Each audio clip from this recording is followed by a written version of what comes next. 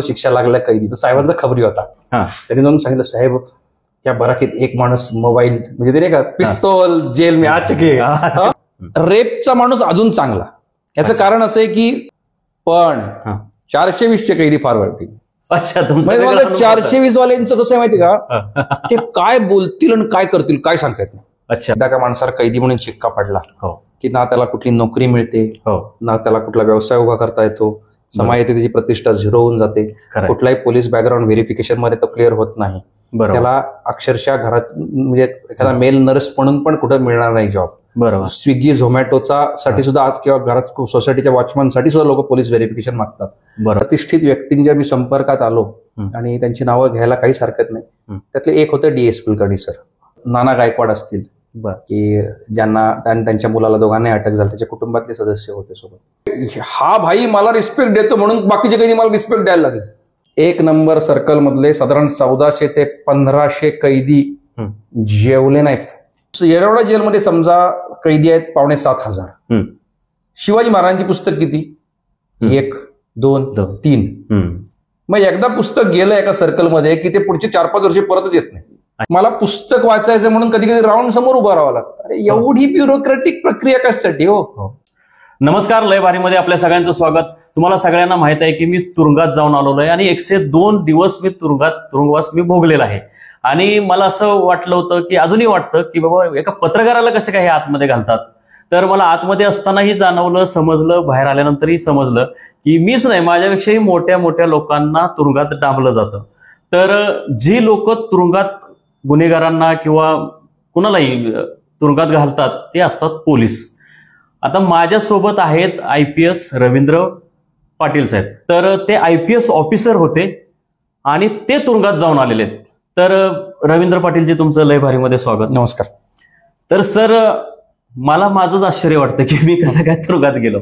तसं तुम्ही IPS officer असून सुद्धा तुम्ही कसं काय तुरुंगात गेला, हे माझा पहिला प्रश्न आहे. नाही, जसं तुम्ही म्हणला ना मलाच आश्चर्य वाटतं, तसा हा प्रश्न कधी कधी मलाही पडतो. मला फक्त आपल्या माध्यमातून लोकांना इतकंच सांगायची इच्छा आहे की ज्या दिवशी मला अटक झाली किंवा ज्या दिवशी मी ते एक फॉरेन्सिक ऑडिट केलं, त्या दिवशी मी IPS सेवेत नव्हतो, मी एक खाजगी व्यक्ती होतो. अच्छा. आणि त्यामुळं माझ्या ज्या कंपनीमध्ये मी काम करत होतो त्या कंपनीला त्यांनी फॉरेन्सिक ऑडिटसाठी नेमणूक केली होती 2018 साली. गमतीचा भाग असा आहे की त्यात आम्ही खूप भारी काम केलं म्हणून आम्हाला एक छान ॲप्रिसिएशन लेटर मिळालं होतं. ते ॲप्रिसिएशन लेटर माझं खूप कौतुक झालं. मला एक इंटरनॅशनल असाइनमेंट मिळाली. पुढे मी 18 महिने भारताबाहेर होतो, हाँगकाँगमध्ये होतो. आणि 2018 साली आम्ही जे काही फॉरेन्सिक ऑडिट केलं की त्यामध्ये ती विशिष्ट क्रिप्टोकरन्सी घोटाळ्याचं फॉरेन्सिक ऑडिट होतं.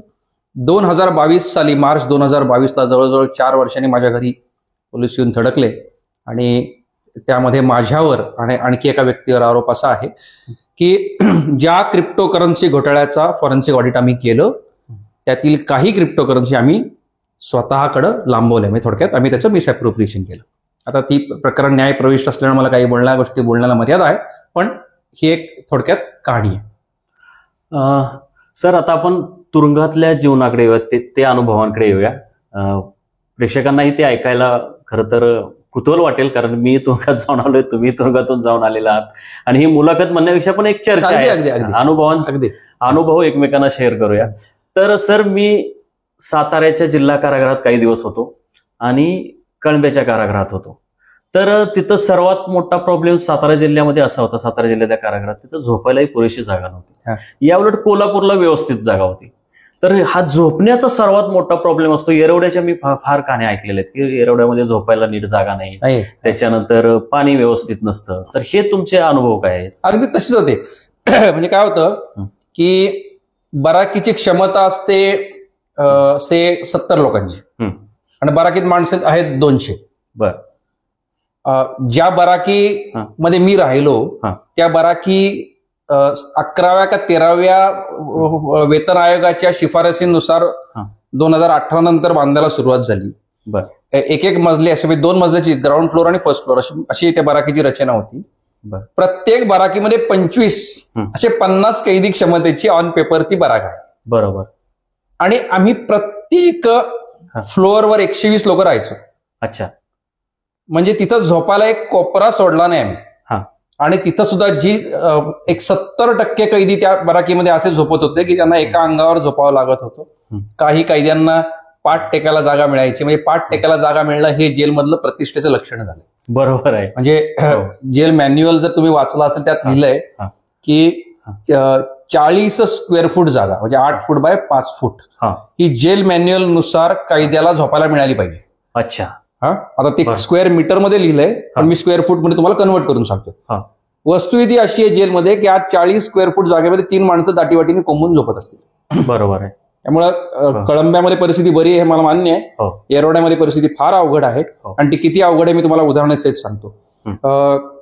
साधारणपणे तिहार जेल येरवडा जेलच्या 7 पट मोठं आहे इन टर्म्स ऑफ साईज आकारमान याच्याप्रमाणे. आणि तिहार जेलमध्ये 15,000 कैदी आहेत.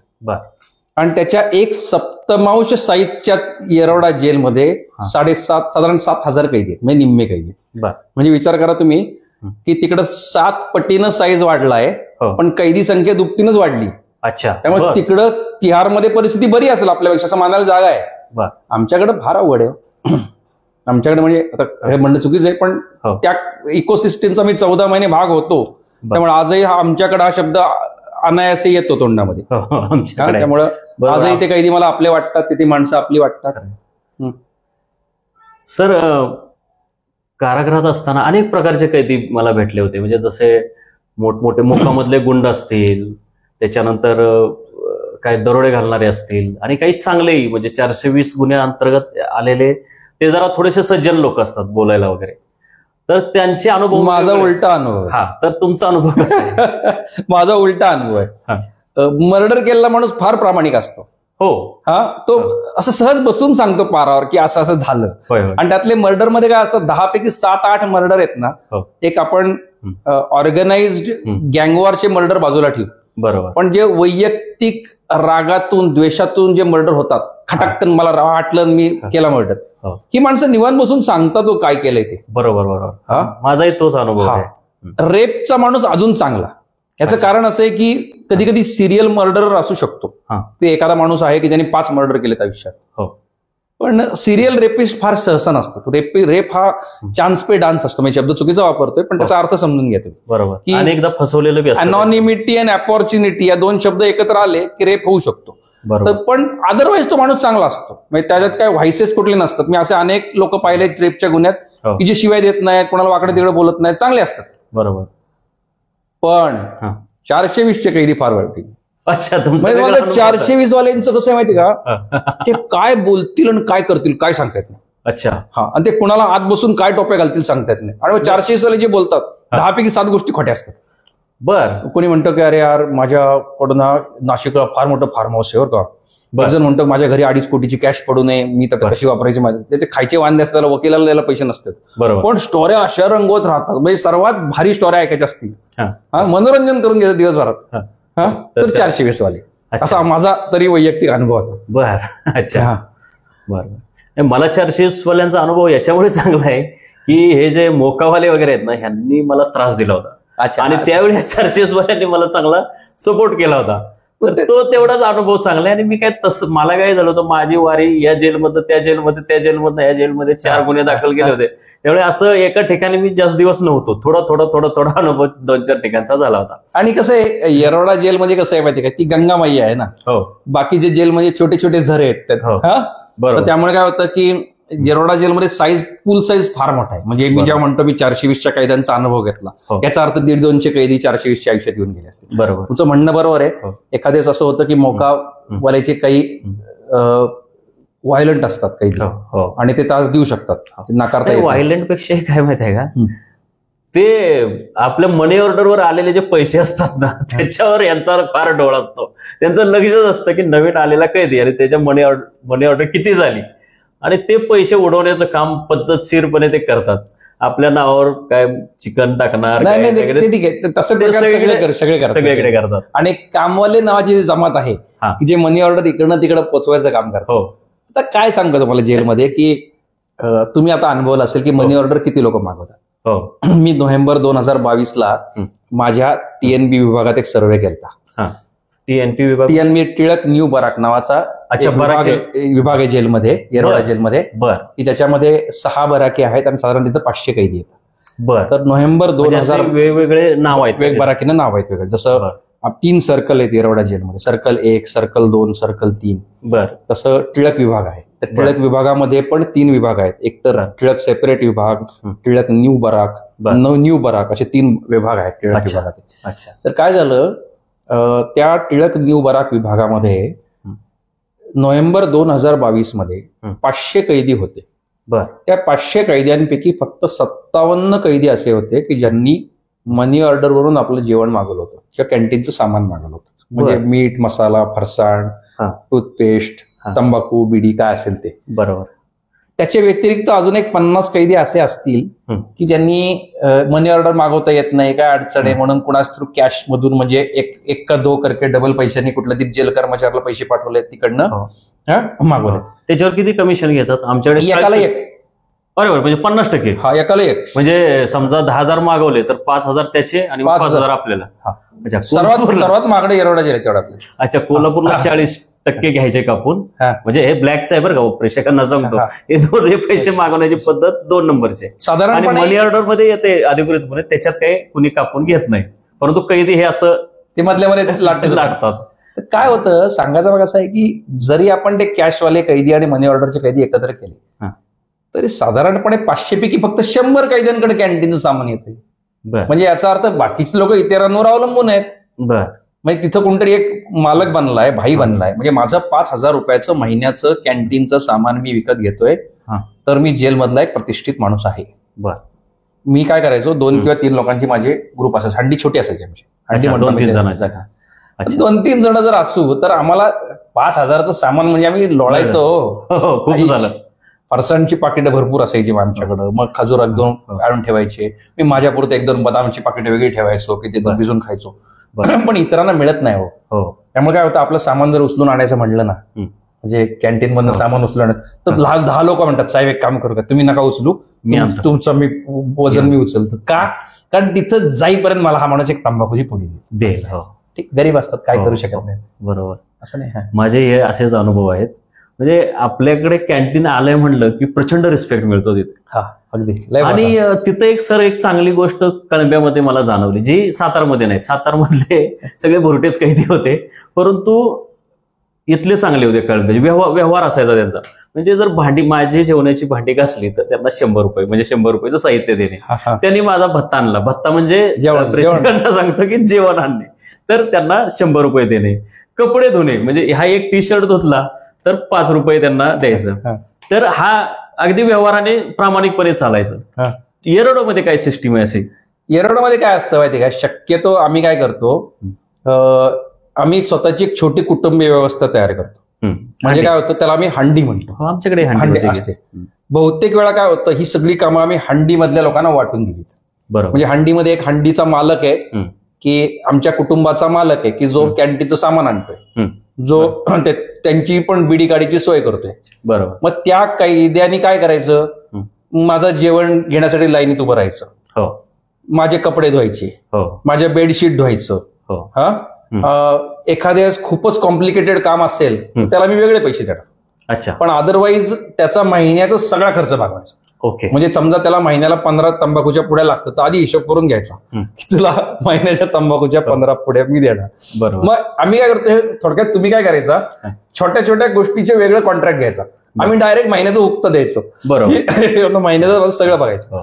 मग ते उक्त या लेवलपर्यंत वाढू शकतं की मी आंघोळ करतोय आणि माझी पाठ घासायची, तर कुणीतरी मला असं पाठ घासून देतं, बरं वाटतं, छान वाटतं. म्हणजे जेलमधले हे छोटे छोटे, याला आनंद शब्द वापरणं चुकीचं आहे, पण त्या दुःखात त्या वातावरणामध्ये जगण्यासाठी ना, म्हणजे स्वतःला ना काही वेळा असं वाटतं की आपल्याला नार्कोटिक्स मध्ये जगावं लागतं. म्हणजे आपल्याला असं झिंगा असली पाहिजे, अदरवाईज नाही राहू शकत माणूस. बरोबर आहे. त्यामुळं तुम्हाला जर पेंड्युलम एका टोकाला गेलाय, तो दुसऱ्या टोकाला जोपर्यंत तुम्ही नेत नाही तोपर्यंत तुम्हाला असं मध्ये जगल्यासारखं वाटतच नाही. बरोबर. तर काय होतं, बरेच लोक डिप्रेशन मध्ये जातात आणि त्यामुळे you have to always remain in high. आणि तो हाय क्रिएट करण्यासाठी लोक अशा छोट्या छोट्या सुविधा पाडून घेतात. म्हणजे रविवारच्या दिवशी मला कोणीतरी चंपी करून दे बाबा, कोणीतरी पाय दाबून दे बाबा. बरोबर. मलाही केली. हो. तुम्ही कधी दिवाळीच्या काळात वगैरे होता का? नव्हतो. अच्छा, आम्ही तर दिवाळीच्या काळामध्ये एकमेकाला उठणं लावायचो, तेल लावून घेणे, मजा येते. म्हणजे अच्छा. शब्द चुकीचा वापरते पण ठीक आहे, जसं जगलं तसं चांगलं गरजेचं आहे. बरोबर. आमच्याकडे हंडी सिस्टीम होती बरं का. हा, त्याच्यात हे जे भांडी धुणं, जेवण आणणं हे एकत्रितपणे चालायचं आणि त्यांना तशा पद्धतीने आपण कंट्रीब्युट करायचो. कळंब्याला मोबाईल फार होते, मी असं ऐकलं. हा, कळंब्याला मी जायच्या अगोदरची कहाणी आहे, मजेशीर कहाणी. खरं तर मला त्याच्यावर वेगळाच व्हिडिओ तयार करायचे. ते 1,500 मोबाईल सापडले होते. असं तुम्ही जायच्या आधी झालं का? ते आधी झालेलं होतं, 1 वर्षभर आधी झालं होतं. बाहेर पेपरला बातम्या 200-300 मोबाईलचे आलेले आहेत, परंतु 1,000-1,500 मोबाईल सापडले होते. आणि ते इकडच्या यंत्रणेने जाऊन शोधले होते, म्हणजे एरोडेचे अधिकारी वगैरे होते. आणि ते अशा ठिकाणी सापडले होते, विचारू नका. म्हणजे ट्रॅक्टर लावून तिथली जमीन नांगरून त्यातनं मोबाईल काढले होते. आणि मोबाईल लपवण्याची सुद्धा जागा ज्या आहेत ना, ते म्हणजे आता सांगण्यासारखे नाहीत. म्हणजे वापरणारा मोबाईल एक जण, पुन्हा म्हणजे ज्याच्याकडे ठेवायला द्यायचे ते वेगळीच कैदी असतात. आणि मग ते गोडाऊन नावाचा एक प्रकार आहे. ते कळंब्यातल्या जे लोक कळंब्यातल्या जेलमध्ये राहून आले त्यांनाच गोडाऊन म्हणजे काय ते माहित आहे. आता हे गोडाऊन म्हणजे काय हे फार मजेशीर आहे. हे मी नंतर सेपरेट व्हिडिओ करतो, ह्याच्यात नको साहेबांचं मला आपलं योगायोगाने आठवलं म्हणून. नाही आहे ते कहाणी. आम्हाला काय झालं, एरोड्यात फार मोबाईल मिळत नाही. पण सर त्याच्यामुळे एक चांगली गोष्ट झाली. त्या वाईट गोष्टीमुळे काय झालं की अधिकृत करून टाकले. म्हणजे पीसीओ सारखी जी मशीन असायची ना पूर्वी. हा, काय माहिती का, महाराष्ट्र कारागृह विभाग 1857 दुनियेत राहतो. हो. दमदमच्या कारागृहात 10 वर्षापासून कॉइन बॉक्स आहे. बर.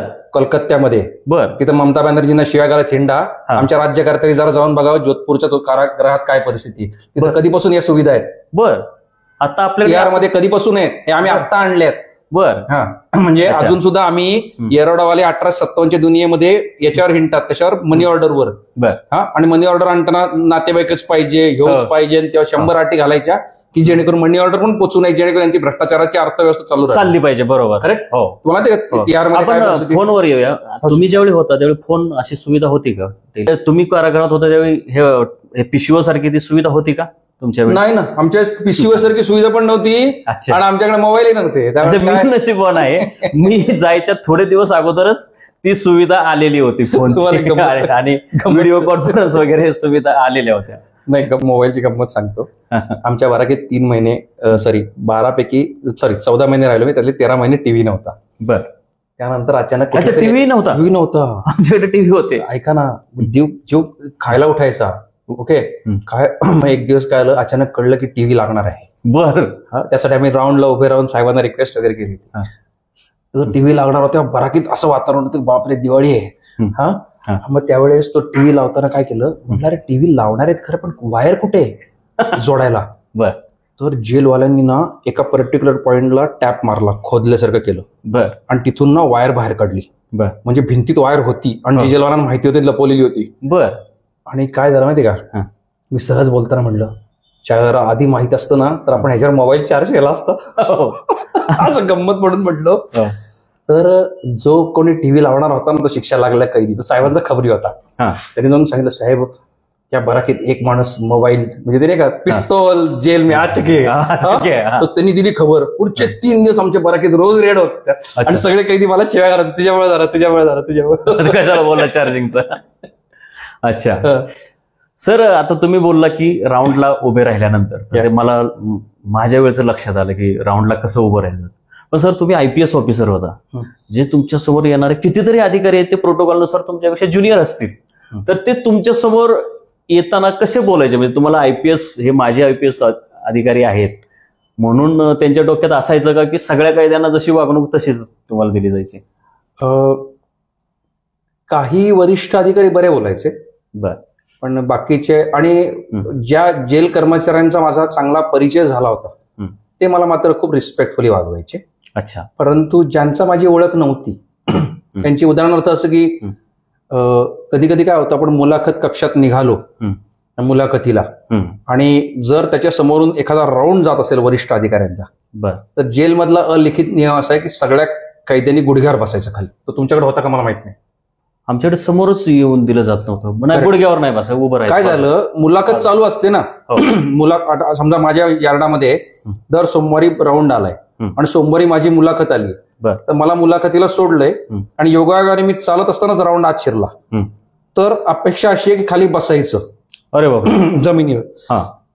त्या दिवशी काय झालं, नेमका राऊंड क्रॉस झाला आणि मला एकदम फील झालं की मी जमिनीवर बसणार, गुडघ्यावर नाही बसत, जा. बरोबर आहे. राऊंड मधल्या एका अधिकाऱ्याने मला असा बोट दाखवून सांगितलं खाली बसायचं. बसला तुम्ही? काय असतं की आपल्या प्रत्येक ठिकाणी आपला अहंकार दाखवून चालत नाही ना. बरोबर. मला मान्य आहे की तुम्ही कैदी आहात, तुम्ही अशा समाज व्यवस्थेमध्ये राहता जिथे काही जेल मॅन्युअल मध्ये नाही लिहिलं की तुम्ही गुडघ्यावर बसलं पाहिजे. पण त्यांच्या इथली ती प्रचलित सिस्टीम आहे की आज ते माणसं आहेत आणि आम्ही जनावर आहोत, हे जर त्यांनी ठरवून टाकलं असेल आणि जनावरला असंच वागवलं पाहिजे. आणि ते अक्षरशः जनावर असंच वागवतं. त्यामुळे काय आलं, त्यांनी मला अशी खूण केली, खाली बस, मी बसलो. तुम्ही आता जे जनावरांचा शब्दप्रयोग केला ना, मला हा नेहमी कधी आठवायचा की ज्यावेळी बराकीमधनं बाहेर काढलं जायचं आणि बराकीच्या आतमध्ये घातलं जायचं. जनावरांना असंच करतात गोट्यात, चला बाहेर, सगळे एकसाथ बाहेर काढा, त्यानंतर वेळ झाली संध्याकाळी चला आतमध्ये. तसंच ती वागणूक असायची जनावरांसारखी. परंतु हे गुडघ्यावर वगैरे बसवण्याची पद्धत म्हणजे सॉरी सातारालाही नव्हती आणि कळंब्यामध्येही नव्हती. ते काय थोडं हेरिटेज जेल आहे ना. म्हणजे येरवडा जेलचा इतिहास फार मोठा आहे, त्यामुळे ते इतिहासात जगतात. बरोबर. ते अजूनही मध्ये त्यांना असं वाटतं की ब्रिटिश काळात आहोत आणि आम्ही सगळे हे त्याच काळातले हे भारतीय कैदी आहोत आणि हे सगळे गोरे आहेत. बरोबर. अशा ताटात ते वावरतात. सर, असे तुम्हाला वेगवेगळे कैदी भेटले होते का? आता जसं मी ज्यावेळी कळंबामध्ये एंट्री झाली माझी, त्यावेळी तो हा नुकताच जामिनावर सुटून गेला होता, प्रशांत कोरटकर, ज्याने शिवाजी महाराज संभाजी महाराजांविषयी तो अभद्र बोलला होता. तो नुकताच सुटून गेला होता. त्यामुळे ती एक चर्चा तिथं चालू होती की बाबा तो प्रशांत कोरटकर आलेला आहे. त्याच्यानंतर आपल्या दाभोळकरांची हत्या केलेला तो आंदुरे, तो तिथं होता. माझी भेट नाही झाली. म्हणजे मी त्या बराकीमध्ये सुरुवातीला ज्याला आपण हे म्हणतो गेल्या ते फोडायचं असतं, त्याला काय बोलतात, आफ्टर, आमच्याकडे आफ्टर शब्द वापरला जातो. तर तिथं तो होता, पण मला माहित नाही की साला तो तिथं आहे, नाही तर त्याला मी भेटायला गेलो असतो. नंतर मला कळलं की तो तिथं होता. त्याच्यानंतर एक तुमच्या पुण्यातला एक जण होता, राहुल पवार नावाचा. तर तो मला बोलला होता, आता तुम्ही IPS ऑफिसर आहात, मी पत्रकार आहे, तर मला तो काय बोलला होता की तुम्ही ज्यावेळी सुटाल, बाहेर जाल, त्यावेळी माझी बातमी लिहा की राहुल पवार, कुविख्यात राहुल पवार यांचे अमुक तमुक पॉलिटिशियनशी संबंध. मला बाहेर गेल्यानंतर माझे फेसबुकवरचे फोटो आहेत, ते फोटो टाकून बातमी करा. अजित पवार वगैरे असं नाव त्याने सांगितले होते. त्याच्यावर मी आल्याला पहिला दुसराच तो व्हिडिओ केलाय, तो जोरात चालला सुद्धा. बघितला तो व्हिडिओ? बघितला का? तर असे काही तुम्हाला नमुने भेटले होते का की तुम्ही IPS आहात किंवा वकिली करतायत, तर तुम्ही मला अशी मदत करा, ते मदत करा वगैरे? अशी मदतीची अपेक्षेवाले तर सारखेच भेटायचे. किंवा माझं अख्खं पुस्तक जे झालंय ते लोकांच्या स्टोऱ्या मला कशा काढल्या एवढ्या. मी लोकांकडे जाऊन अशी मुलाखती घेत ते हिंडलो नाही. बरोबर. लोकांना काय वाटायला लागलं की जेव्हा मला असं वाटायचं आपण आतून आपल्या आयुष्याची वाट लागली, तेव्हा वाटायचं की लोकांना वाटायचं की हा माणूस आलाय, तर ह्याच्यामुळे कदाचित आपल्याला ह्यांनी काही 4 गोष्टी सांगितल्या, आयडिया दिल्या, तर आपण लवकर सुटून जाऊ म्हणून. त्यामुळे लोक चार्जशीट घेऊन यायचे, माहिती विचारायचे, हे करायचे. असं करता करता लोक पर्सनली गोष्टी सांगायचे किंवा इतरही काय अपेक्षा करायचे की आपण बाहेर गेलो, आपण असं करू तसं करू. माझ्या स्वभावानुसार मी काही माझे नंबर बदलले नाहीत, मी कॉन्टॅक्ट सोडले नाहीत. त्यामुळे लोक आजही मला फोन करतात आणि बोलत असतात. म्हणजे आता काही लोक फोन करतात की सर मी तुम्हाला जेलमध्ये म्हणलो होतं, मला बाहेर आलं, एक 2 व्हीलर पाहिजे, मला 2 व्हीलर द्या. पण कसं असते, मी त्याची संबंध तोडत नाही. मी त्याला समजून सांगतो बाबा की काही गोष्टी ना कमवल्या पाहिजेत. बरोबर. ते तुला कष्ट जाणवले पाहिजेत. बरोबर. बऱ्याच वेळा असं झालं आयुष्यामध्ये की आपल्याला ते मिळवण्यासाठी जे कष्ट आहेत ना, तर घाम गाळायची सवय नाही राहिली ना, म्हणून ते तुम्हाला जाणवत नाही. ते करायला पाहिजे. बरोबर. त्यांना बाकी काय मदत असेल तर करतो नक्की. बरोबर. तुझी केस फुकट लढायची लढू. तुला बाकी तुला काही 4 कागदपत्र तयार करून पाहिजे, तुला काही मदत हवी आहे, करू. कायदेशीर मदत करायला तयार आहे, पण व्यक्तिगत तुम्ही कष्ट केले पाहिजे. म्हणजे एखादा माणूस मला फोन करतो, बाबा सर मी आता दारू सोडली, मी आता माळकरी झालोय, मी आता पंढरपूरची यात्रेत आहे, मी उद्या पांडुरंगाच्या दर्शनाला चाललोय, मला धोतर घ्यायला 250 रुपये पाठव. आता अशा वेळेस 250 रुपये पाठवायला मला काय हरकत नाही. म्हणजे किरकोळ गोष्ट. म्हणजे माझ्या मनात शंका येऊ शकते की ते 250 रुपये वापरणार कशाला, नाही, पण ठीक आहे, तो त्याचा भाव आहे आणि कदाचित माझाही भाव आहे म्हणून दिले मी. तुम्ही जसं बोलला की तुमचा अनुभव सांगितला की कैदी काय काय मागतात. काल मला एका कैद्याचा फोन आला, फोनवर फोन. मला म्हणे साहेब तुम्ही मी बघितलं बाहेर, तो नुकताच बाहेर आलाय 5-6 दिवस झाले. हा. तर म्हणलं मी नुकताच बाहेर आलोय, तुमचे व्हिडिओ बघितले, तर तुम्ही अनेक कैद्यांची नावं घेतलीत, माझं का नाव नाही घेतलं, माझ्यावर व्हिडिओ तयार करा. तर मी म्हणलं करतो. मी सातारावरून पुण्याला येत होतो, थकलो होतो. तर मी म्हणलं उद्या वगैरे नाही आजच पाहिजे. अहो म्हणलं वेळ लागेल, उद्या मी करतो म्हटल्यानंतर करतो. तर मग सकाळी उठून मी त्याच्यावर व्हिडिओ केला. त्याने मला शेवटची साहेब चांगली बातमी दिली होती. तो पेपर त्याच्या हातात तरुण भारत आला होता आणि तो ओरडत आला होता, जामीन झाला. अहो नाही, बातमी फक्त बोललं, खरंच साहेब तुमची बातमी आली. मी माझ्या पायाखालची वाळू सरकली. मी म्हटलं बातमी आली, काहीतरी 5वी केस पडली वाटतं खोटी. परंतु त्याने गुड न्यूज दिली होती ती. आणि मी तो आज व्हिडिओ थोड्या इथं तुमच्या यायच्या अगोदर मी तो पब्लिशही केला. हा, तर 27 मिनिटाचा केलाय. तर म्हणजे असेही लोक काही अजब मागण्या करू शकतात. हा, नाही ठीक आहे. म्हणजे काय सांगा, ते ज्या समाज व्यवस्थेतून येतात ना, त्यांना कोणी आधार नसतो. आणि दुर्दैवानं काय होतं माहिती का, एकदा का माणसाला कैदी म्हणून शिक्का पडला की ना त्याला कुठली नोकरी मिळते, ना त्याला कुठला व्यवसाय उभा करता येतो, समाजात त्याची प्रतिष्ठा झिरो होऊन जाते, कुठलाही पोलीस बॅकग्राऊंड व्हेरिफिकेशन मध्ये तो क्लिअर होत नाही. त्याला अक्षरशः घरात म्हणजे एखादा मेल नर्स म्हणून पण कुठं मिळणार नाही जॉब. बरोबर. स्विगी झोमॅटोचा साठी सुद्धा आज किंवा घरात सोसायटीच्या वॉचमन साठी सुद्धा लोक पोलीस व्हेरिफिकेशन मागतात. बरोबर. त्याला घर भाड्याने घ्यायचे वांदे होऊन जातात. बरोबर. त्याचं जगणं अवघड होऊन जातं. बरोबर. अशा परिस्थितीमध्ये काय होतं माहिती का, तो जेलमधूनच बाहेर आलेल्या एखाद्या प्रतिष्ठित माणसाकडे आधारासाठी धडपडत असतो. प्रॉब्लेम असा होतो की आपण त्याला मदत किती आणि कुठल्या स्तरापर्यंत जाऊन करायची. बरोबर. म्हणजे आपली आबाळ होत असताना आपण दुसऱ्याची आबाळला किती उत्तर शोधू शकतो हे मर्यादा पडतात. बरोबर. त्यामुळे मी तर असा बाहेर आल्यानंतर हा निर्णय घेतला की आपण सार्वजनिक काम करू, वैयक्तिक फार करण्यात पॉईंट नाही, आणि केलं तरी आपल्याला मर्यादा आहेत त्याला. बरोबर. आपण आपलाच संघर्ष चालू असतो. अगदी.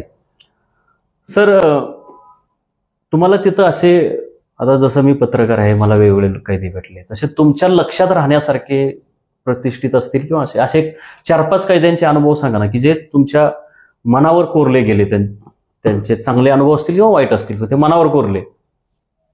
वाईट अनुभव फार सांगण्यात पॉईंट नाही, कारण कसं आहे, जेलमध्ये माझ्या बाबतीत चांगल्याच गोष्टी जास्त घडल्या. शक्यतो ऍज अ प्रोटोकॉल मी कैद्यांची नावं लपवून ठेवली किंवा चेंज केली. कारण काय होतं, त्यांनाही राईट टू प्रायव्हसी आहे. बरोबर. कारण आपण एखाद्याचं नाव घेतो, सेन्सेशनलाइज होतं, पण कधी कधी त्याच्या करिअरवर उलटा परिणाम होऊ शकतो. पण काही प्रतिष्ठित व्यक्तींच्या मी संपर्कात आलो आणि त्यांची नावं घ्यायला काहीच हरकत नाही. त्यातले एक होतं DS कुलकर्णी सर. अच्छा, बरं. ते तुमच्या सोबत होते? नाही, आम्ही ते वेगळ्या विभागात होतो. अच्छा, वेगळा. माझा अनेकदा परिचय झाला, अनेकदा आम्ही एकमेकाला भेटलो. आणि मला ते कायमच एक सज्जन व्यक्ती वाटले. आणि आता बाहेर आहेत? बाहेर. आणि त्यांच्यासोबत कायमच मला एक एखादी ऊर्जा जाणवते ना, तशी जाणवत राहायची की हा मनुष्य अतिशय पॉझिटिव्ह विचार करणारा आहे. आणि त्यांनी कायमच ते मोटिवेशनल बोलायचे. म्हणजे अशा वातावरणात मोटिवेशनल बोलणं फार सोपं नाही. बरोबर. एकदा मला असं बोलताना म्हणाले होते की कितीही आभाळ फाटो, ते शिवण्यासाठी माझ्याकडे एक भलं मोठं दाबण दिलंय म्हणलं परमेश्वराने. अच्छा. तर अशा प्रकारची विचारधारा असणारी माणसंही जेलमध्ये होती. ते दाबण कुठलं? निसर्गाने दिलेलं दाबण. किती आभाळ फाटो म्हणलं, त्या आभाळात शिवण्यासाठी मला दाबण दिले म्हणजे. अच्छा. असा पद्धतीने ते बोलून घेतलेलं. अच्छा. काही प्रतिष्ठित कैदी होते, फॉर एक्झाम्पल नाना गायकवाड असतील, की ज्यांना त्यांच्या मुलाला दोघांनाही अटक झाली, त्याच्या कुटुंबातले सदस्य होते सोबत. आणि माझा त्यांचा वैयक्तिक चांगला जिव्हाळा होता, आजही आहे. त्यानंतर अनिल शिवाजीराव भोसले आमदार होते, त्यांची माझी अशीच योगायोगाने ओळख झाली. त्यांच्या कुटुंबियांची माझा आजही जिव्हाळा आहे. तर कसं असतं, जेलमध्ये गेल्यानंतर कुणाचा गुन्हा काय, कुणाची बॅकग्राऊंड काय, कुणावर काय आरोप आहेत, काय शिक्षा लागू शकते, त्याला काही किंमत नाही. बरोबर. जेलमध्ये गेल्यानंतर मला ती व्यक्ती माणूस म्हणून कशी भावली, एकच महत्वाचं आहे. अच्छा. ओके. मी उदाहरण सांगतो की तळेगाव दाभाडेमध्ये एका कुप्रसिद्ध गुंडाचा एन्काउंटर झाला होता. त्याचा सख्खा भाऊ 6 वर्ष जेलमध्ये होता. आणि मी त्याचे जे चार्जशीट वाचले त्याप्रमाणे हा भाऊ, याचा गुन्हेगारी जगताशी काही संबंध नव्हता. फक्त भाऊ गुन्हेगारी जगतात होता म्हणून याला फिट केला होता. आणि अशा गोष्टी होतात पोलीस खात्यात. हे सगळ्यांना आम्हाला काय नव्याने सांगायची गरज नाही. माझ्या सोबतचे पोलीस अधिकारी ते खासगीत मान्य करतील. बरोबर. तर त्याला मी खूप मदत केली. त्याच्या केसमधले काही महत्वाचे पॉईंट्स काढून दिले, जे सुप्रीम कोर्टात कामाला आले, आणि तिथून त्याचा जामीन झाला.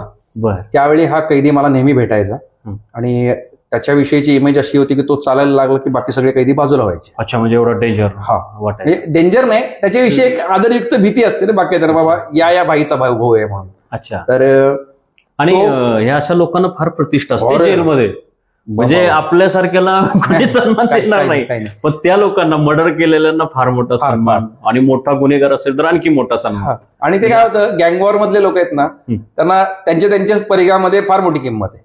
अच्छा. तर त्यामुळे तो बऱ्याचदा मला भेटायला येऊन थांबायचा. त्याला तुरुंगाधिकाऱ्यांची परवानगी लागायची, तो थांबून राहायचा अर्धा पाऊण तास. मग तुरुंगाधिकारी मला निरोप पाठवायचे, मला एकट्याला तिथे तुरुंगाधिकाऱ्यांच्या समोरासमोर भेट व्हायची केस संदर्भात बोलायला.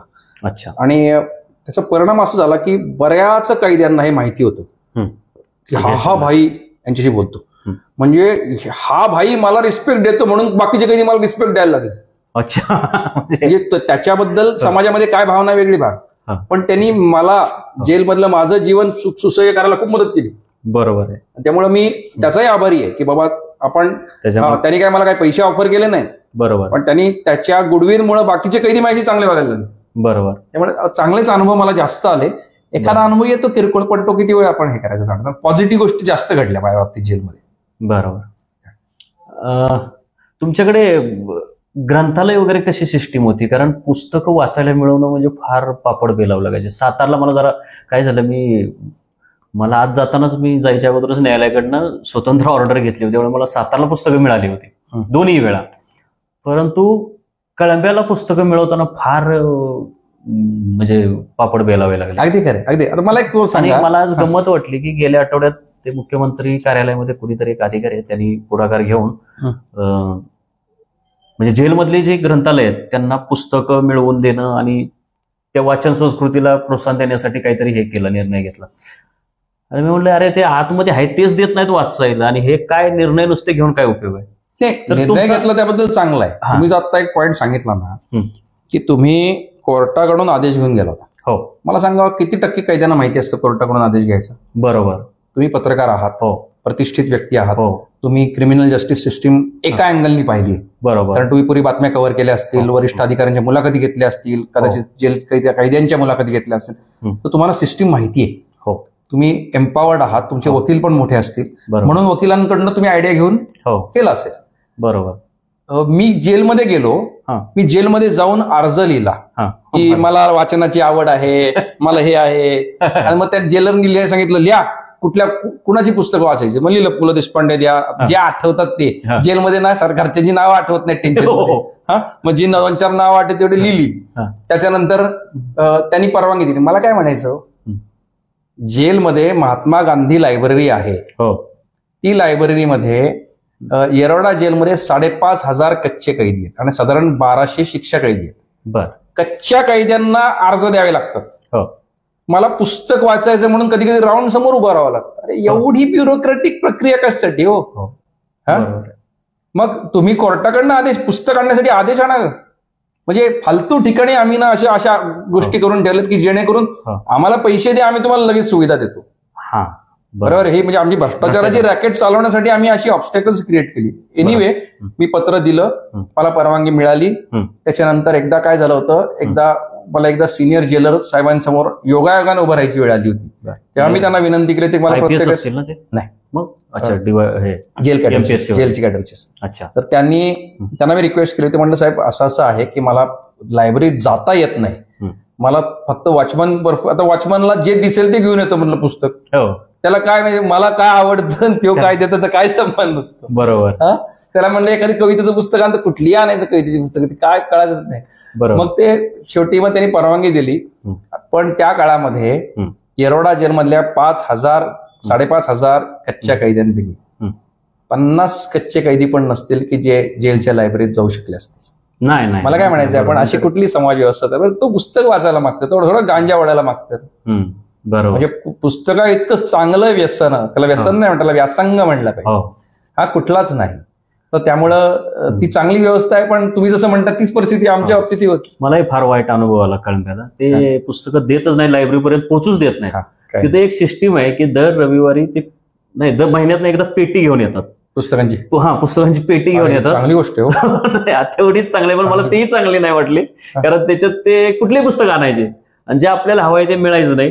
ठीक आहे. आणि मग दर त्या सर्कलमध्ये ती पेटी राहायची, त्याच्यात साधारण कधी 50 कधी 100 पुस्तकं असायची.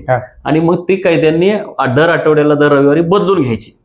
अरे ही पण फार भारी सिस्टीम. मी सांगतो तुम्हाला, मान्य आहे की लायब्ररीमध्ये काय होतंय, मी एक ऑब्झर्व केलंय, लायब्ररी वाले आहेत ना बाहेरच्या मदतीवर अवलंबून आहेत. आता मी विधिज्ञ वेलफेअर फाउंडेशन तर्फे आता काही फंड्स मिळालेत, तर मी शिवाजी महाराज आणि संभाजी महाराजांवरची पुस्तकं घेण्याच्या त्याच्यामध्ये प्रयत्नात आहे.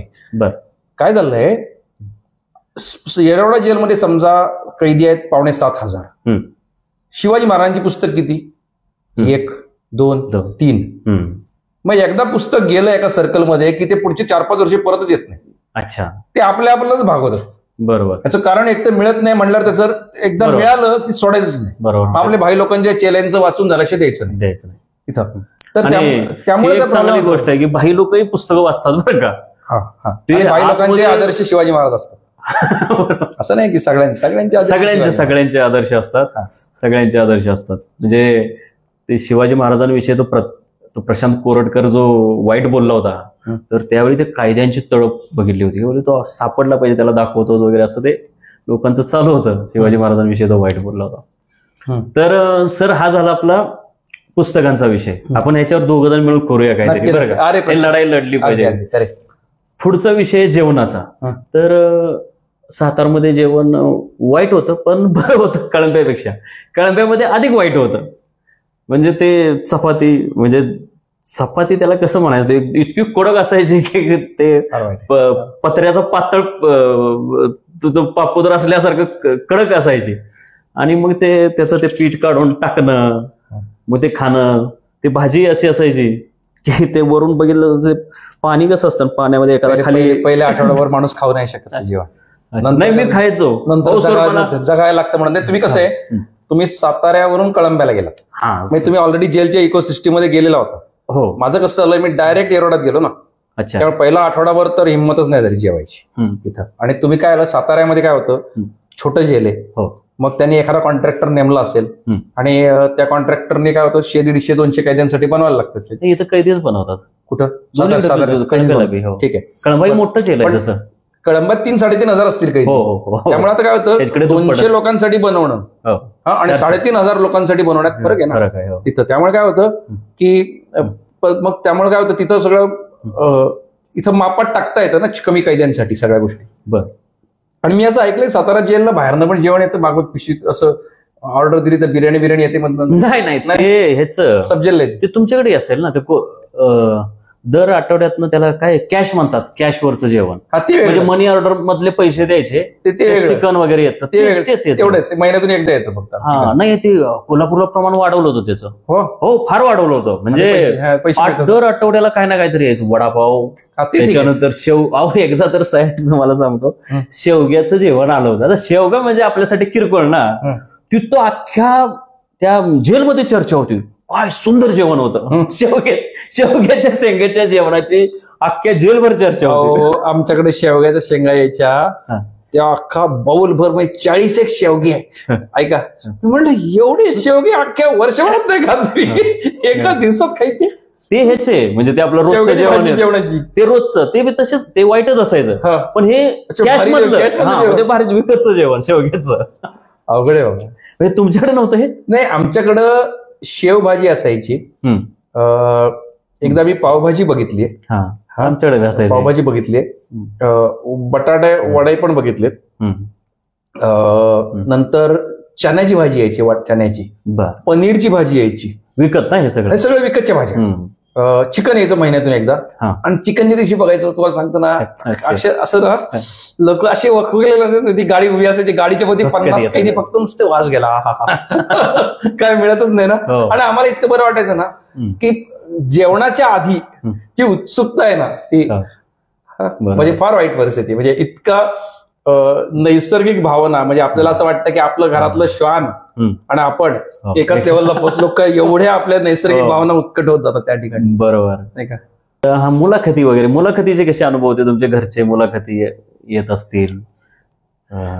तुमच्या काळात फोन चालू झाले का कॉइन बॉक्स? फोन चालू झाले होते. आमच्या काळात फोन नव्हते. अरे त्यामुळे तुम्हाला आता मुलाखतीमधला तो आणि ह्यातला फरक सांगतो. काय होतं की आता फोन चालू झाल्यामुळे आपण घरातल्या ज्येष्ठांशी बोलतो, महिलांशी बोलतो, कुटुंबियांशी, करेक्ट, आणि वकिलांशी. म्हणजे कुटुंबातले ताऊजी, आप्पाजी, काकाजी, चुलत मावस, भावंड सगळे येऊ शकतात बोलायला तुमच्याशी त्यावेळेस. बरोबर. जेलमध्ये काय होतं की एकतर त्या सिच्युएशन मधनं ज्येष्ठ नागरिक येऊ नाही शकत. कारण माझे वडील मला एप्रिल 2022 भेटले, नंतर नोव्हेंबर 2022 भेटले, त्यानंतर डायरेक्टली जामीन झाल्यावरच. अच्छा. माझी आई मला 14 महिन्यात कधीच भेटली नाही, माझे काका पण नाही भेटले. अरे. तर माझे सासू सासरे, माझे मेहुणे कोणीच नाही भेटले. त्यामुळे मी सगळ्यांना 14 महिन्यानंतरच पाहिले. तर आमच्या काळात ही धडपड जास्त असायची. त्यामुळे आम्ही मुलाखत आली की काय होतं, एक तर 10 मिनिटाचा टायमर असतो, आणि मला काय मग शंका असायची, तो 10 मिनिटं नाहीच, तो 7च मिनिटे. फक्त टायमरने फोन कट झाला की निघायचं असतं. बरोबर. मग त्यात तो निम्म्याळा खडखड फोन वाजायचा नाही, आवाज येत नाही नीट, मग असं करत ते बोलायला त्रास व्हायचा. बरोबर. काचेच्या पलीकडे तुम्ही. मग मी आणि घरचे दोघ जण लिहून घेऊन यायचे काय बोलायचे. अच्छा. आणि मग त्यातले स्टँडर्ड प्रश्न असायचे की माझे आई वडील काय करतायत, सासू सासरे काय म्हणतायत, ह्यांचं औषध चालू आहे का, हे चालू आहे. आपल्याला ना वेळ कमी आहे, आणि तिथं काय होतं, भावना एकदम ओथंबून वाहतात. मग भावनिक व्हायचं नाहीये, आणि तुम्हाला या गोष्टी विचारायच्या. बरोबर. मग आम्ही असं विचार, आता थोडं सोपं काय झालंय, तुम्हाला आता फोन सुरू झाल्यामुळे ना एवढे टेन्शन नाही. म्हणतो अरे आता निवांत राहा, मी परवाची फोनवर सांगतो तुला. होय. आणि मी तर अजिबात, माझा तर अनुभव असा होता ना साहेब, मी फार बिनधास्त होतो. म्हणजे माझी बायको, आई बी आली होती, आई वडील आले होते, ते पोलीस कस्टडीत असतानाच आले होते, आणि बायकोही आली होती, मुलगी आली होती, त्यांचे डोळे पाण्याने डबडबले. मी म्हणलं अरे रडायला काय झालंय? अरे हसायचं उलट. म्हणलं मी, तुम्हाला माहित आहे का, म्हणलं महात्मा गांधी, पंडित नेहरू, साने गुरुजी अशी लोक तुरुंगात गेलेले आहेत चांगलं काम केलं म्हणून. मी त्यांच्या पंक्तीत बसलोय, म्हणलं किती मोठं सौभाग्य आहे असं बोललो की मग ते हसायला लागायचे. नाही काय होतं माहिती का, जे कितीही आपण म्हणलं आपण हसावं, तर ते कृत्रिम हास्य असतं. तुम्हालाही माहितीये की आपण दुःखी असतो, आणि आपण थोडंसं एकदम लोकांना बरं वाटावं म्हणून थोडंसं एक स्टेप जातो पुढं. बरोबर. पण आतून आपणही मला आता तुमच्या काळात फोन चालू झालेत म्हणून, आमच्या काळात काय व्हायचं माहितीये का, 1-2 वेळा असं झालं की माझ्या मुलांची परीक्षा चालू आहेत म्हणून बायको येऊ शकत नाही, माझा भाऊ कुठेतरी दिल्ली नोएडात अडकलाय, तो येऊ शकत नाही. 2 आठवड्या मुलाखतच नाही आली.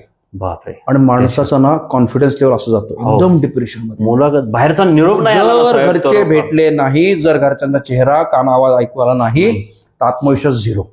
आणि मग शेवटी काय झालं, मी आणि बायकोने एक प्रोटोकॉल ठरवून घेतला. म्हणले बघ आता ना आपण निगेटिव्ह विचार बंद करायचे. जर समजा मी तुम्हाला काही निरोप नाही पाठवू शकलो, पत्र नाही लिहू शकलो, तर तुम्ही समजायचं मी काहीतरी मोठ्या चांगल्या कामात बिझी आहे. म्हणजे मी पुस्तकात लिहिण्यात बिझी आहे, किंवा माझा खूप व्यायाम चालू आहे, पॉझिटिव्ह विचार करायचा म्हटलं. आणि तुम्ही जर नाही आला तर आपण समजायचं की पोरांच्या परीक्षा चालू आहेत, घराचे व्यवस्थित चालू आहे. मला डोक्यात सगळे निगेटिव्ह विचार सुरू होतात. कोणी आलं नाही म्हणजे काहीतरी आहे का, मग माझ्यापासून कोणी लपवत आहेत का. अर्थात लपवण्याच्या गोष्टी खूप होत्या, ते माझ्यापासून 100 गोष्टी लपवायचे. त्यातल्या कित्येक गोष्टी मला बाहेर आल्यानंतर कळल्या, मी शॉकमध्ये गेलो होतो. कित्येक गोष्टी मी त्यांच्यापासून लपवल्या ज्या पुस्तकात बाहेर आल्या. आणि त्यामुळे ते तुरुंग रंगमध्ये सगळ्यांनी वाचून घेतलं, तेव्हा त्यांना कळलं की काय काय घडत होतं. अच्छा. तोपर्यंत मी काही सांगितलं नाही त्यांना. बरोबर. मलाही तसंच झालं की मला काही गोष्टी ज्या माझ्यासाठी शॉकिंग होत्या त्या सांगितल्या गेल्या नाहीत. त्यातली सर्वात मोठी गोष्ट अशी होती की माझं ऑफिस बंद झालं. माझ्या फोर्ट सारख्या एरियामध्ये मी माझ्या कष्टाने ऑफिस सुरू केलं होतं, ते मालकांनी खाली करायला लावलं. त्याची काही चूक नव्हती. 4 महिने मी बाहेरच आलो नाही म्हणलं तर त्यांनी तरी काय करायचं. तर हे मला काय आमच्या घरच्यांनी सांगितलं नाही. मी आत होतो त्यावेळी. बाहेर आल्यानंतर सांगितलं, फार वाईट वाटलं. आणि माझा ह्या शासनावर सर्वात मोठा राग कशामुळे असेल, एकतर खोटे गुन्हे दाखल केलेले त्यांनी, पण माझं ऑफिस यांनी बंद पाडलं. तर ठीक आहे, आपण आता पुढच्या प्रश्नाकडे येऊया. सर, आरोग्याचं मी फार बघितलं की लोक मरायला लागला तरी त्याची काळजी करत नाहीत. तुमचे काय अनुभव, काय किस्से सांगा. माझ्याकडे एक किस्सा आहे, पण मी इथं सांगत नाही, मी त्याचा सेपरेट एक भागच करतो. कारण ते आरोग्य मंत्र्यांच्याच मतदारसंघातला कैदी होता. आरोग्य मंत्र्यांच्याच मतदारसंघात ते जेल आहे तिथलं कोल्हापूरचं. त्यामुळे ते खास आरोग्य मंत्र्यांना मला त्यातनं संदेश द्यायचे.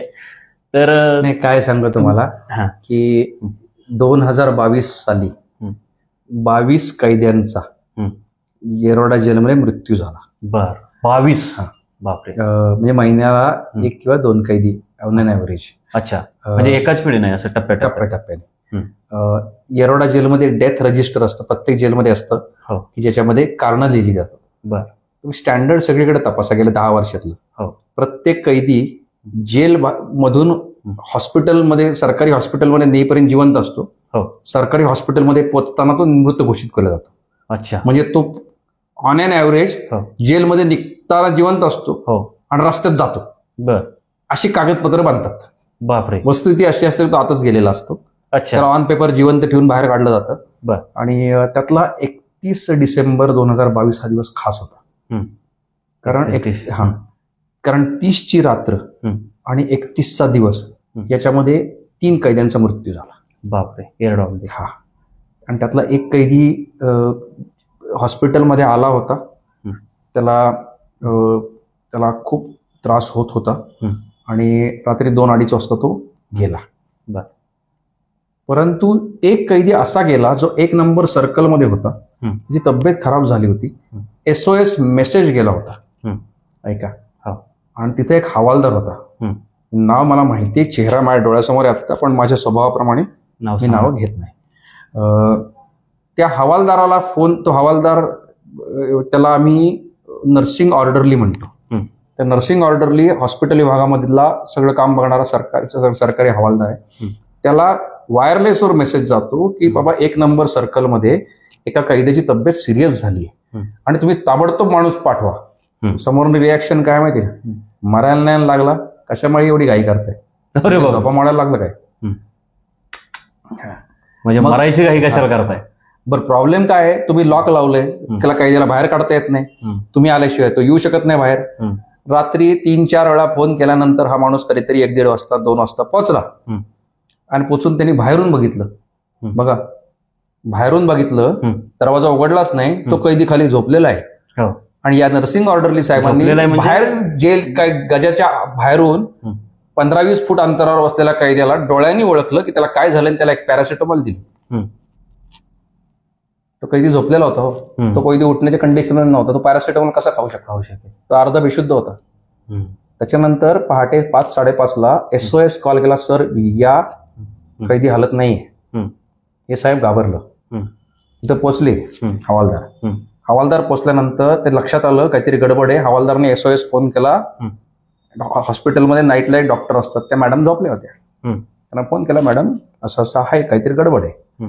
मॅडम जागा झाल्या. त्याला उचलून न्यावा लागला. उचलण्याची पद्धत अशी की एक कांबळं असतं, म्हणजे आपण पांघरायला वापरतो, त्या कांबळ्याची झोळी करायची, 4 माणसांनी उचलून न्याला त्याला तिथं. कैद्यांनी, माणसाने म्हणजेच कैदी. डॉक्टर मॅडमनी तपासतो, नाडी लागत नव्हती, माणूस आधीच गेला होता. बापरे. ठीक आहे, गेला होता. तिथून फोनाफोनी झाली, वरिष्ठ लेवलला निरोप कळवले, कागदावर जी एंट्री करायची केली. तिथला एका माणसाला त्यांचा एक स्टँडर्ड क्लार्क ठरला होता, तो पण कैदीच. त्याच माणसाने प्रत्येक वेळेस स्टेटमेंट द्यायची, लिहायचं की आम्ही याला पूर्ण तपासलं, 3 तास याच्यावर ट्रीटमेंट केली, याला हे दिलं ते दिलं, सगळं त्याची कागद भारी बनवायची. आणि तो एकच माणूस बनवायचा. आणि त्याच्याबद्दल लोकांना त्याला गण्या म्हणायचे लोक. त्याला त्याच्या गण्याविषयी लोकांना एवढा राग होता. गण्या म्हणजे कैदी, कैद्यात त्याचं नाव गण्या म्हणायचे, त्याला पूर्ण नाव माहिती मला. तर त्या गण्याला 7 वर्ष जेलमध्ये राहिल्यानंतर शिक्षा लागली. त्या बाकीचे कैदी म्हणायचे, ही जी पापं केली ना ती भोगली म्हणून तुला शिक्षा लागली म्हणले. तर ह्या गाण्याने रिपोर्ट तयार केलं. ऑन पेपर जेलमध्ये जिवंत होता आणि तिथे बाहेर गेल्यावर गेला ससूनला. बर, तुम्ही रेकॉर्ड काय पण तयार करा, कैद्यांना माहित नाही का. बरोबर. 1 जानेवारी 2023ला हॅपी न्यू इयरला 1 नंबर सर्कल मधले साधारण 1400 ते 1500 कैदी जेवले नाहीत. एवढं वाईट वाटलं होतं. 1500 कैद्यांचा भूक हरताळ. सकाळचा चहा एकाने घेतला नाही, नाश्ता एकाने घेतला नाही. आता असं विचार करा की साधारणपणे 1500 कैद्यांसाठी नाश्ता किती लागत असेल, साधारण 150 किलो नाश्ता पकडा. 150 किलो नाश्ता जर वाया जात असेल आणि दुपारचं लंचची तीच परिस्थिती असेल तर मेसेज वरपर्यंत जातो ना. मग सुपरिटेंडंट पासून सगळेजण पळत आले, काय प्रॉब्लेम आहे, काय झालंय. मग सगळं जेव्हा सांगितलं तेव्हा पटापट हा जो उद्दाम हवालदार होता त्या हवालदाराची जेलच्या बाहेर बदली झाली. अच्छा, झाली का? झाली बदली. त्यानंतर प्रशासनाने घाईघाई 4-5 पावलं उचलली, 2-4 गोष्टी केल्या. पण काय माहितीये का, माणसाचा जीव जाईपर्यंत वाट बघता राहत तुम्ही लोक, बरोबर. तोपर्यंत तुम्ही झोपून राहता. म्हणजे हा जो उद्दामपणा आहे ना, माणूस मरायला नाही लागला. हा उद्दामपणा कुठून येतो माहिती का? एक तर त्या उद्दामपणाला कुठल्या तरी वरिष्ठ पातळीवर समर्थन असतं तेव्हा, किंवा वरिष्ठ पातळीवरची लोक झोपलेली असतात तेव्हा. बरोबर. सेम कोल्हापूरमध्ये सुद्धा असंच चालतं. ते एक दत्ता पाटील नावाच्या कैद्याचा असाच अनुभव आहे, पण तो अजून जिवंत असेल बरं का. पण बाकीच्या कैद्यांनी असंच गोंधळ केला होता. ती मी स्टोरी नंतर सांगेन. मला वाटतं मी बहुधा सांगितलेली आहे अगोदर. तुमच्या 1-2 व्हिडिओमध्ये मला अशा स्टोऱ्या मला बघायला मिळालेल्या आहेत. बहुधा मी सांगितलेले आहे. तर मला वाटतं आता आपण थांबूया आणि आपण यानंतरही अजून एखादा दुसरा भाग करूया, कारण ह्या गप्पा थांबण्यासारख्या नाहीत. आणि काही गोष्टी आपण दोघं जण मिळून एकत्रितपणे काहीतरी करूया. हे आरोग्याचे विषय असतील, आरोग्य, लायब्ररी, म्हणजे कैद्यांचं आयुष्यातलं सुटसुटीत होणं गरजेचं आहे. त्याचं कारण असं आहे की सुधारणा आणि पुनर्वसन म्हणतो ना, आम्ही सुधारणा करतोय ना पुनर्वसन करतोय. यात कुठेतरी आपल्यासारखे जागरूक पत्रकार आहेत की जे या विषय जेवढा उत्कटपणे मांडतात. तर मी तुमचं अभिनंदन करतो आणि तुमचे आभार व्यक्त करतो की तुम्ही हा विषय एवढा पुढे नेण्याचा प्रयत्न करताय, लोक जागृती करताय. धन्यवाद सर. आपण परत पुढच्या भागामध्ये भेटू. नक्की. थँक्यू.